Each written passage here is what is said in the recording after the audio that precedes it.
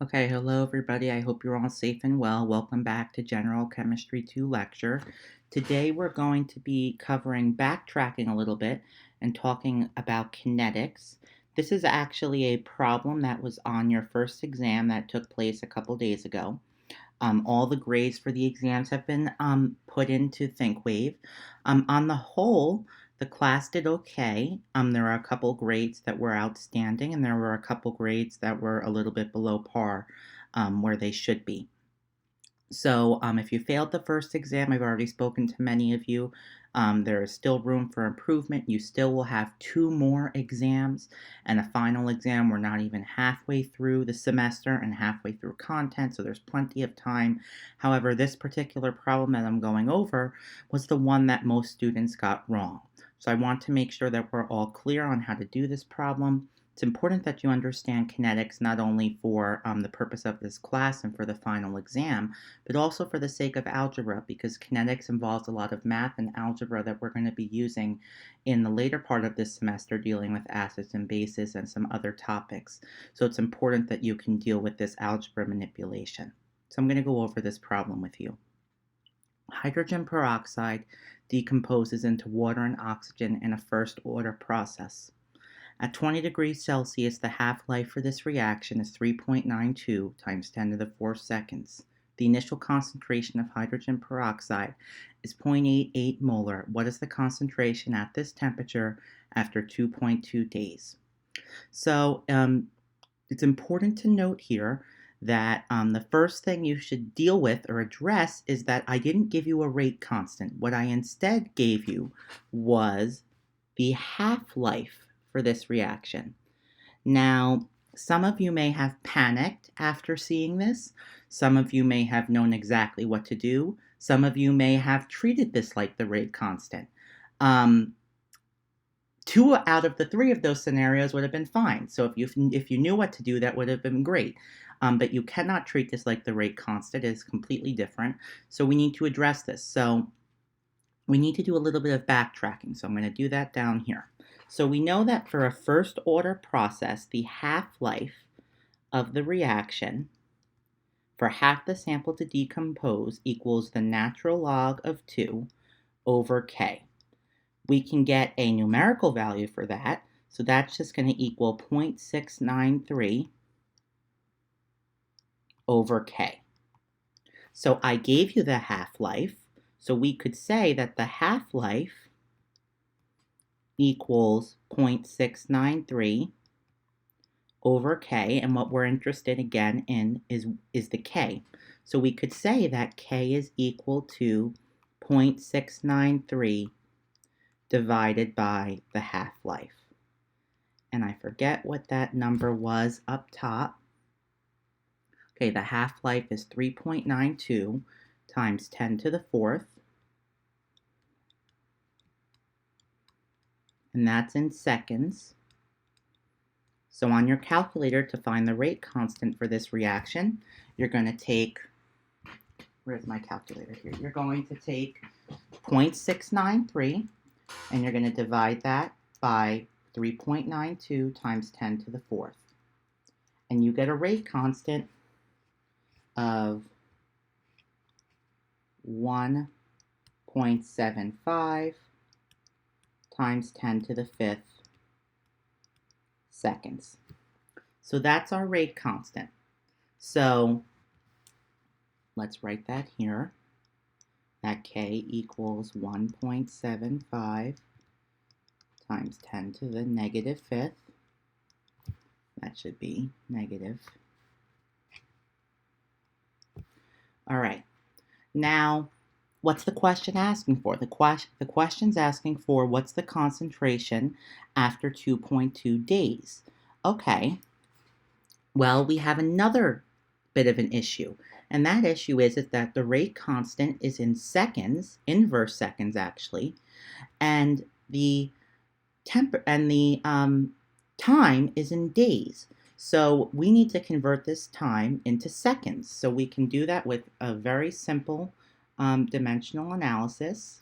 Now, this is not as simple as going from minutes into seconds, so I would just write this out to make sure you don't miss a step. So we know that we have 2.2 days. 1 day has 24 hours. 1 hour has 60 minutes. And 1 minute has 60 seconds. So that's how you go from days to seconds.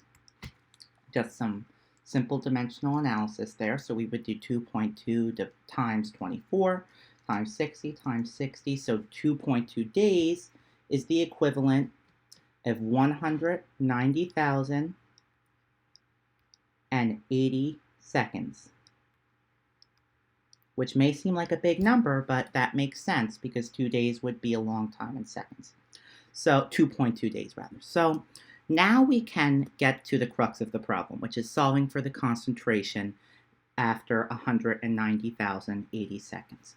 Now, if you recall, the integrated rate law equation for a first order reaction is that the natural log of the initial concentration minus the natural log of the final concentration is equal to the rate constant K times time. So we are looking for the concentration at the specified time, which is 190,080 seconds later. So we're going to solve for that variable. So I'm going to move the initial concentration to the other side. So I get that the negative natural log of the final concentration equals the rate constant times time minus the natural log of the initial concentration. Now, I always say that when we can get numbers and substitute them in for variables, that's always best. And for this right side of the equation, we can plug in all our numbers. We know K. We solved for K in the beginning to be 1.75 times 10 to the negative fifth. We know T to be that 190,080 seconds. These two are multiplied just for the sake of room. I'm putting them underneath each other. And we know that the natural log of the initial concentration is 0.88. Rather, that is what the initial concentration is, 0.88, and we will take the natural log of that. So we can get a numerical value for this.